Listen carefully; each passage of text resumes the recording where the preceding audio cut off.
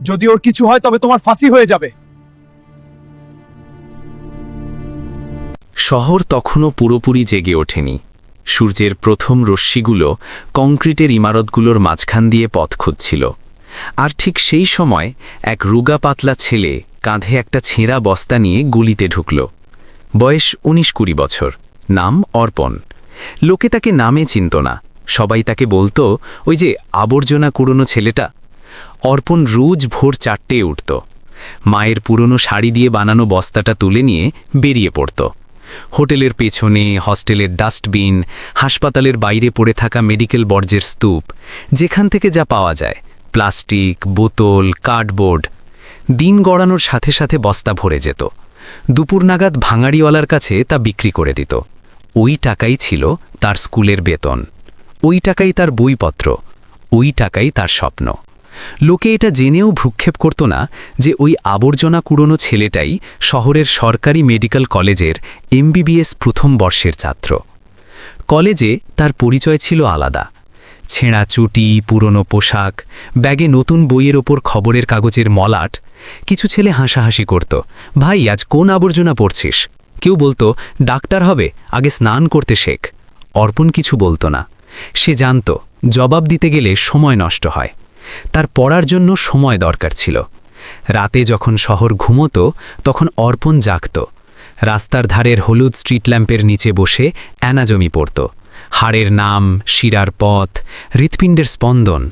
সে হৃৎপিণ্ড সবচেয়ে বেশি পছন্দ করত।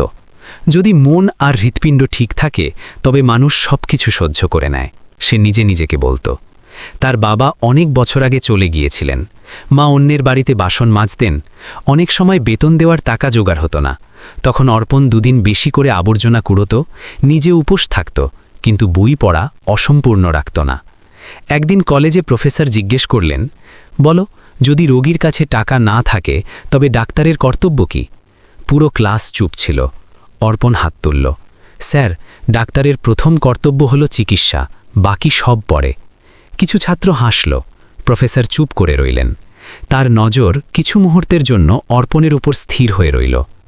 সেই সন্ধ্যায় অর্পণ হাসপাতালের বাইরে আবর্জনা কুড়োচ্ছিল। সামনে সেই বড় প্রাইভেট হাসপাতাল, যেখানে 1 মিনিটের ফিতে কোনো গরিবের পুরো বছর কেটে যায়। সে রোজ সেখান দিয়ে যাতায়াত করত, কিন্তু সেদিন ভাগ্য তাকে সেখানেই আটকে দিল। ভেতর থেকে শোরগোল শোনা গেল, দৌড়ঝাঁপ, সিকিউরিটির চিৎকার, তাড়াতাড়ি করো, আইসিইউ তৈরি করো। অর্পণ মাথা তুলে দেখল স্ট্রেচার নিয়ে ছোটাছুটি চলছে।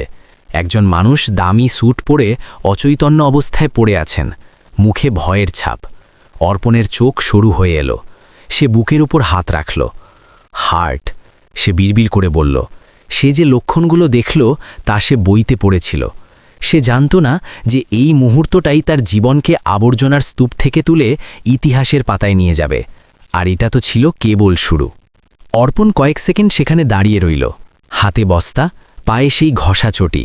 সামনে হাসপাতালের কাঁচের দরজা বন্ধ হয়ে গেছে। ভেতরে তুমুল ব্যস্ততা। বাইরে সাধারণ মানুষকে পেছনে সরানো হচ্ছে।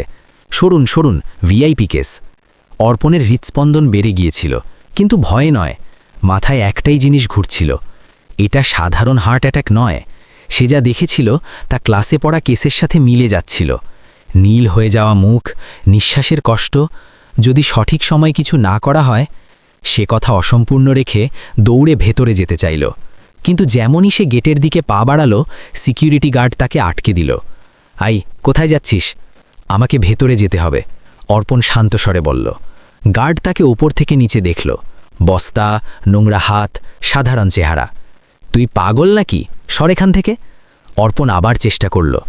ওই লোকটির অবস্থা খুব আশঙ্কাজনক, সম্ভবত ম্যাসিভ হার্ট অ্যাটাক। গার্ড হেসে উঠল, ওরে আমার ডাক্তার বাবু, চল বেরো এখান থেকে, নয়তো এক্ষুনি লাঠি পড়বে। অর্পণ পিছিয়ে এলো, কিন্তু তার নজর তখনও কাঁচের দরজার ওপারে। সে ভেতরে ডাক্তারদের ছুটতে দেখছিল। বড় বড় নাম, দামি ডিগ্রি, তবুও তাদের মুখে স্পষ্ট আতঙ্ক। অর্পণের হাত নিজে থেকেই কেঁপে উঠল। যদি আমি ভুল হই, যদি আমি ভেতরে যাই আর পরিস্থিতি আরও খারাপ হয়। সে প্রথমবার নিজের ভয়কে অনুভব করল। সে রাস্তার ধারে বসে পড়ল, বস্তাটা নিচে রাখল, কপালে হাত রাখল। তার মায়ের কথা মনে পড়ল। বাবা, তুই যাই হোস না কেন, কখনো ভুল কাজ করিস না। এটা ভুল না ঠিক? আইনের হিসেবে ভুল, কিন্তু মানবতার হিসেবে? ভেতর থেকে এক নার্সকে দৌড়ে বেরিয়ে আসতে দেখা গেল। ডাক্তারবাবু, বিপি কমে যাচ্ছে। কেউ বলল, আইসিইউ রেডি রাখো, কিছু বোঝা যাচ্ছে না। অর্পণ উঠে দাঁড়ালো। এখন ভয় পেছনে পড়ে থাকল। সে নিজেকে বলল, যদি আজ চুপ থাকি তবে সব পড়াশোনা বৃথা। সে আবার গেটের দিকে এগোলো। এবার তার কণ্ঠে কোনো দ্বিধা ছিল না। আমি মেডিকেল স্টুডেন্ট, সে উঁচু গলায় বলল। কিছু লোক থামল। আমি এমবিবিএস করছি, আর আমার মনে হচ্ছে ভেতরে যা হচ্ছে তা সঠিক পথে যাচ্ছে না। একজন ডাক্তার ঘুরে তাকালেন। তুমি? অর্পণ মাথা নাড়ল। হ্যাঁ আমি, আর যদি আপনারা আমাকে 5 মিনিট সময় দেন তবে হয়তো একটা প্রাণ বেঁচে যেতে পারে। হলে নিস্তব্ধতা ছড়িয়ে পড়ল। কেউ হাসল, কেউ রেগে গেল। এটা রসিকতার সময় নয়, কেউ একজন বলল। অর্পণ জানত এখন আর পিছিয়ে যাওয়ার রাস্তা নেই। হয় সে আজীবন আবর্জনা কোড়ানো ছেলে হয়েই থেকে যাবে, নয়তো সে আজ তা করবে যার জন্য সে আবর্জনার স্তূপে বসে স্বপ্ন দেখেছিল। আর ভেতরে সময় দ্রুত শেষ হয়ে আসছিল। হলের লোকেরা অর্পণকে এমনভাবে দেখছিল যেন সে কোনো ভুল জায়গায় চলে এসেছে। কেউ ফিসফিস করে বলল, এ তো সেই আবর্জনা কোড়ানো ছেলেটা না? অন্যজন হেসে উত্তর দিল, আরে হ্যাঁ, সেই তো, আজ ডাক্তার হওয়ার নাটক করছে। অর্পণ কারো দিকে তাকালো না। তার নজর ছিল সেই দরজার দিকে যার ওপারে এক ব্যক্তি মৃত্যুর সাথে পাঞ্জা লড়ছেন। তখনই এক প্রবীণ ডাক্তার সাদা চুল আর গম্ভীর কণ্ঠস্বর নিয়ে সামনে এলেন। তোমার নাম কি? অর্পণ স্যার।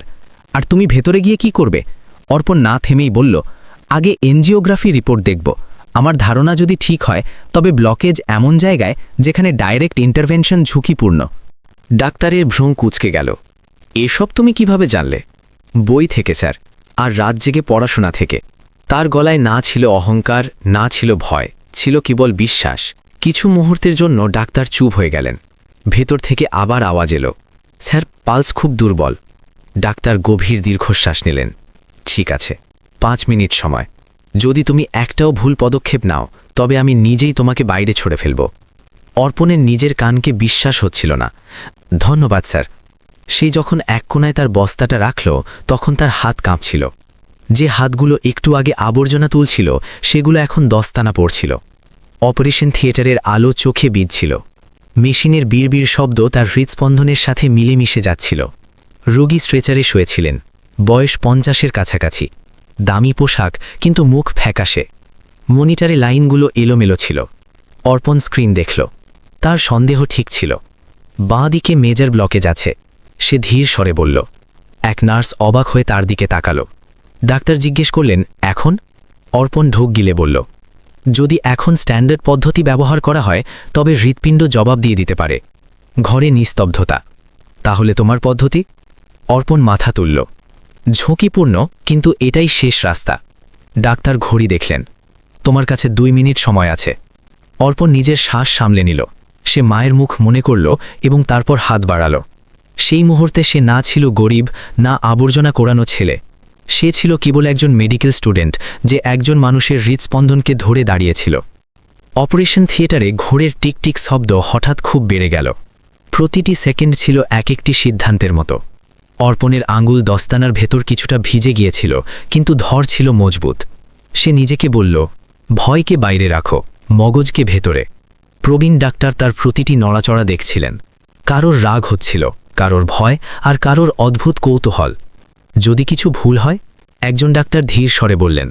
অর্পণ কথা শেষ করতে দিল না। তবে দায়িত্ব আমার হবে। সে স্ক্রিনে আবার নজর দিল। ব্লকেজ শক্ত হয়ে গেছে। সরাসরি পথে চাপ দিলে ধমনী ফেটে যেতে পারে। ডাক্তার বিরক্ত হয়ে জিজ্ঞেস করলেন, তাহলে কি হৃৎপিণ্ডের সাথে কথা বলবে? অর্পণ প্রথমবার তাদের দিকে তাকালো। না স্যার, হৃৎপিণ্ডের পেছন দিক দিয়ে যাব।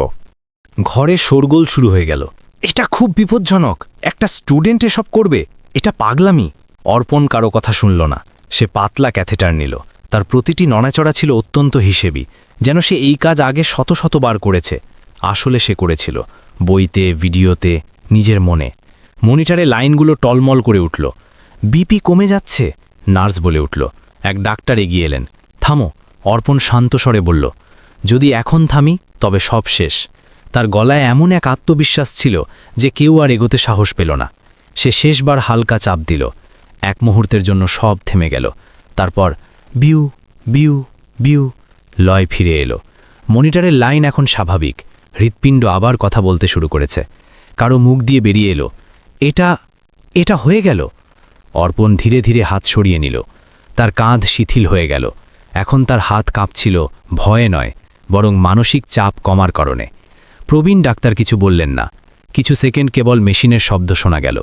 তারপর সেই গম্ভীর কণ্ঠস্বর নরম হয়ে এলো। তুমি আজ যা করলে তা আমরা করতে পারিনি। অর্পণ মাথা নিচু করল।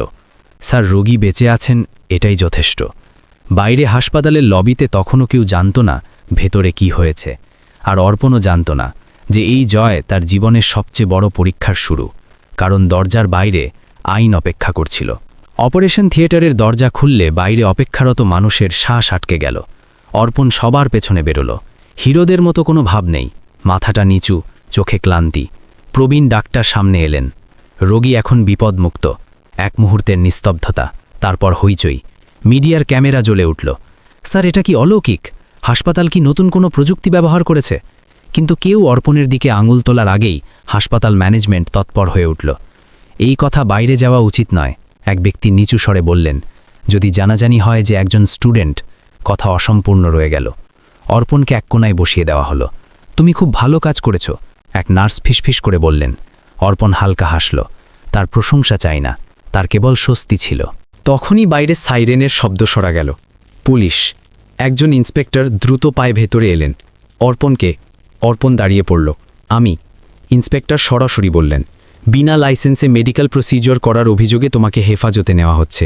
জনতা আবার স্তব্ধ হয়ে গেল। অর্পণের মা খবর পেয়ে কোনোভাবে সেখানে পৌঁছেছিলেন। তিনি সামনে এলেন। স্যার, আমার ছেলে প্রাণ বাঁচিয়েছে। ইন্সপেক্টর নজর নিচু করলেন। মা, আমরা বুঝি, কিন্তু আইন। অর্পণ মায়ের হাত ধরল। খেদো না মা, আজ যদি না করতাম তবে নিজেকে কখনো ক্ষমা করতে পারতাম না।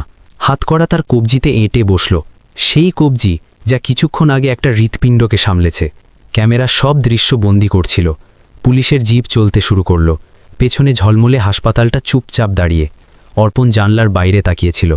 তার মুখে ভয় ছিল না, ছিল কেবল একটা প্রশ্ন, সঠিক কাজের মূল্য কি এটাই হয়? আর ঠিক সেই সময় শহরের একজন কোটিপতি আইসিইউয়ের বিছানায় চোখ খুলতে যাচ্ছিলেন। তিনি তখনও জানতেন না তার হৃৎস্পন্দন কে ফিরিয়ে দিয়েছে। আইসিইউয়ের হালকা নীল আলোতে কোটিপতি বিরাজ মল্লিক ধীরে ধীরে চোখ খুললেন। বুকে হালকা ব্যথা ছিল, কিন্তু ধরফড়ানি নেই। মেশিনের শব্দ এখন আর ভীতিজনক নয়। তিনি শুষ্ক ঠোঁটে জিজ্ঞেস করলেন, আমি কি বেঁচে আছি? পাশে থাকা প্রাইভেট ডাক্তার তৎক্ষণাৎ ঝুঁকে পড়ে বললেন, হ্যাঁ স্যার, আপনি একদম সুরক্ষিত আছেন। হাসপাতালের টিম। বিরাজ মল্লিক তার কথা থামিয়ে দিলেন। মিথ্যে বলো না, জ্ঞান হারানোর আগে আমি তোমাদের মুখ দেখেছিলাম, তোমরা ঘাবড়ে গিয়েছিলে। তার কণ্ঠ দুর্বল ছিল, কিন্তু ব্যক্তিত্ব ছিল অটুট। ঘরে নিস্তব্ধতা নেমে এলো। তার ব্যক্তিগত সহকর্মী সামনে এলেন। স্যার, সত্যিটা হলো আপনাকে কোনো সিনিয়র সার্জন বাঁচাননি। বিরাজের ভ্রু কুঁচকে গেল। তবে কে? কিছুটা নিস্তব্ধতার পর সহকর্মী বললেন, একজন মেডিকেল স্টুডেন্ট, খুব গরিব, আবর্জনা কুড়িয়ে পড়াশোনা করে। বিরাজের মুখে বিস্ময় স্পষ্ট। নাম? অর্পণ। মনিটরের বিউ শব্দটা দ্রুত হয়ে গেল। আর সে কোথায়? স্যার, পুলিশ ওকে নিয়ে গেছে। বিনা লাইসেন্সে সার্জারি করার মামলা। বিরাজ চোখ বন্ধ করলেন। কয়েক সেকেন্ড পর খুললে তাতে ছিল ক্ষোভ। যে ছেলেটা আমার প্রাণ বাঁচালো সে জেলে? তিনি ড্রিপ খোলার চেষ্টা করলেন। তক্ষুনি ফোন লাগাও। সেই মুহূর্তে থানার হাজতে অর্পণ মেঝের ওপর বসেছিল, দেওয়ালের সাথে পিঠ ঠেকিয়ে চোখ বন্ধ। তার ঘুম আসছিল না, ভয়ও করছিল না। তার কেবল মায়ের চিন্তা হচ্ছিল, আর মনে এক অদ্ভুত প্রশান্তি ছিল। অন্তত মানুষটা বেঁচে আছে, সে ভাবল। দরজা হঠাৎ খুলে গেল। কনস্টেবল বলল, অর্পণ। হ্যাঁ, চল বাইরে। অর্পণ কিছুই বুঝতে পারল না। সে চুপচাপ উঠল। বাইরে আসতেই দেখল পুলিশ অফিসাররা দাঁড়িয়ে ফোনে কথা বলছেন। জি স্যার, এক্ষুনি ছেড়ে দিচ্ছি। জি। হাতকড়া খুলে গেল। ইন্সপেক্টর বললেন, তোমার জামিন হয়ে গেছে। অর্পণ জিজ্ঞেস করল। ইন্সপেক্টর একটা নাম নিলেন, বিরাজ মল্লিক। অর্পণ কিছু বলল না, শুধু মাথা নিচু করল। হাসপাতালে কয়েক ঘন্টা পর অর্পণকে আইসিইউর ঘরে নিয়ে যাওয়া হলো। বিরাজ তাকে দেখছিলেন। সেই সাদাটে জামা কাপড়, শান্ত চোখ। তাহলে তুমিই সেই যে আমার হৃৎস্পন্দন ফিরিয়ে দিয়েছ? অর্পণ কেবল এটুকুই বলল, আমি আমার কর্তব্য করেছি স্যার। বিরাজ হাসলেন। আজ বুঝলাম। তিনি ধীর স্বরে বললেন, কখনো কখনো সবচেয়ে দামি জিনিস আবর্জনায় নয়, আবর্জনা থেকে উঠে আসে। আর সেখানেই, সেই ঘরে, এক নতুন গল্পের ভিত্তি স্থাপিত হল। কিছুক্ষণ নীরবতা ছিল। মেশিনের মৃদু শব্দের মাঝে বিরাজ মল্লিক অর্পণকে দেখতে থাকলেন, যেন কোনো বইয়ের এমন একটা পাতা পড়ছেন যা তার চিন্তা বদলে দিয়েছে। তুমি জানো, বিরাজ বললেন, আমার একটা সইয়ে মানুষ কোটি কোটি টাকা কামায়, আর একটা ফোন কলে জীবন ধ্বংসও হয়ে যেতে পারে। অর্পণ নজর নিচে রাখল। স্যার, আমার এসব কথায় কোনো আগ্রহ নেই। বিরাজ হালকা হাসলেন। এই কথাটাই তোমাকে আলাদা করে। তিনি তার সহকর্মীর দিকে তাকালেন। ওকে বসতে বলো। অর্পণ চেয়ারে বসল। বাইরে মিডিয়ার শোরগোল ছিল, কিন্তু ভেতরে পরিবেশ অন্যরকম। তোমাকে একটা কথা জানাই, বিরাজ বললেন, হাসপাতাল তোমাকে বাঁচানোর জন্য নয়, নিজেকে বাঁচানোর জন্য চুপ ছিল। যদি আমি না বলতাম তবে তুমি আজও জেলেই থাকতে। অর্পণ প্রথমবার সরাসরি তার চোখে চোখ রাখল। স্যার, যদি আবার একই পরিস্থিতি হতো তবে আমি তাই করতাম। বিরাজের হাসি কিছুটা গম্ভীর হল। আর যদি এর মূল্য তোমার কেরিয়ার হতো তবুও? অর্পণ না ভেবেই বলল, ডাক্তার হওয়ার মানে কেবল ডিগ্রি পাওয়া নয়। বিরাজ গভীর শ্বাস নিলেন। আমি তোমাকে পুরস্কার দিতে চাই, টাকা, গাড়ি, বিদেশের পড়াশোনা, যা চাও। অর্পণ চুপ রইল। কিছুক্ষণ পর বলল, স্যার, যদি সত্যিই দিতে চান তবে একটা কাজ করে দিন। আমার মাকে যেন আর অন্যের বাড়িতে বাসন মাজতে না হয়, আর আমার পড়াশোনার খরচ, ব্যাস সেটুকুই। ঘরে উপস্থিত লোকজন একে অপরের দিকে তাকাতে লাগল। এত বড় প্রাণ বাঁচানোর পর এত ছোট দাবি? বিরাজ মাথা নাড়লেন। আজ তুমি আমাকে কিছু শিখিয়েছ অর্পণ। সব জিনিসের মূল্য টাকা দিয়ে হয় না। তিনি ডাক্তারদের দিকে তাকালেন। আর আপনারা সবাই মনে রাখবেন, আজ যদি এই ছেলেটা না থাকত তবে আমার জায়গায় কোনো মৃতদেহ থাকত। ডাক্তারদের মাথা নিচু হয়ে গেল। বিরাজ পরের বাক্যটি ধীর স্বরে বললেন, আরেকটা কথা, আমি চাই অর্পণের কেস পুরোপুরি তুলে নেওয়া হোক এবং ওকে সেই সম্মান দেওয়া হোক যা একজন ডাক্তারের প্রাপ্য। এই সিদ্ধান্ত সহজ ছিল না। আইন, মেডিকেল কাউন্সিল, হাসপাতাল সবাই মাঝখানে ছিল। অর্পণ বুঝেছিল এই লড়াই এখনও বাকি, আর এই লড়াই অপারেশন থিয়েটারে নয়, বরং সিস্টেমের সামনে লড়তে হবে। পরের দিন সকালে শহরটা অন্যরকম লাগছিল। খবরের কাগজের শিরোনাম বদলে গেছে। আবর্জনা কুড়ানো ছিলে নয়, সেই মেডিকেল স্টুডেন্ট যার হাতে সমাজ অবহেলা করেছিল, সেই হৃদয় বাঁচিয়েছে। অর্পণ মায়ের সাথে একটা ছোট ঘরে বসেছিল। সেই ঘর, সেই ভাঙা চেয়ার। কিন্তু আজ বাতাসে অন্য কিছু ছিল, ভয় নয়। অর্পণ খবরের কাগজটা ভাঁজ করল। মা, খুব শোরগোল হচ্ছে, সে ধীরে বলল। মা তার হাটের তালু ধরলেন। বাবা, প্রথমবার লোকে সত্যিটা দেখতে পাচ্ছে। সেদিন মেডিকেল কাউন্সিলের জরুরি বৈঠক ডাকা হলো। হাসপাতালের বড় আধিকারিক, সিনিয়র ডাক্তার আর আইনের লোকজন সামনাসামনি। একদিকে ছিল নিয়ম, অন্যদিকে ছিল একজন জীবন্ত মানুষ। সিনিয়র ডাক্তার তাই বললেন যা অপারেশন থিয়েটারে ঘটেছিল। যদি সেদিন অর্পণ না থাকত তবে আমরা একটা লাশের ময়নাতদন্ত নিয়ে আলোচনা করতাম। অনেকক্ষণ তর্ক চলল। শেষে রায় এলো, অর্পণের বিরুদ্ধে কোনো মামলা চলবে না, তার মেডিকেল রেকর্ড পরিষ্কার থাকবে এবং সবচেয়ে বড় কথা, তাকে স্পেশাল মেরিট স্কলারশিপ দেওয়া হবে। এটা কোনো পুরস্কার ছিল না, এটা ছিল তার যোগ্যতার স্বীকৃতি। কয়েক সপ্তাহ পর অর্পণ আবার কলেজে গেল। এবার কেউ হাসল না, কেউ কেউ রাস্তা ছেড়ে দিল, কেউ হাত মেলারও। সেই ছেলেগুলো যারা আগে ঠাট্টা করত এখন জিজ্ঞেস করছিল, ভাই কিভাবে করলি? অর্পণ আগের মতোই শান্ত রইল, নিজের কাজে নিমগ্ন। পার্থক্য শুধু এটুকুই যে এখন সে আর আবর্জনা কুড়োতে যেত না। কিন্তু সে কখনো ভুলিনি যে সে কোথা থেকে এসেছে। এক সন্ধ্যায় সে সেই বড় হাসপাতালের সামনে দাঁড়িয়েছিল, কিন্তু এবার কাঁধে বস্তা ছিল না, গলায় ছিল আইডি কার্ড। সে ভেতরের দিকে তাকালো আর মনে মনে বলল, আমি এসে গেছি। গল্পটি এখানেই শেষ হয় না, তবে সেদিন থেকে শহরটা একটা শিক্ষা নিয়েছিল যে মানুষের পরিচয় তার পোশাকে নয়, তার কাজে হয়।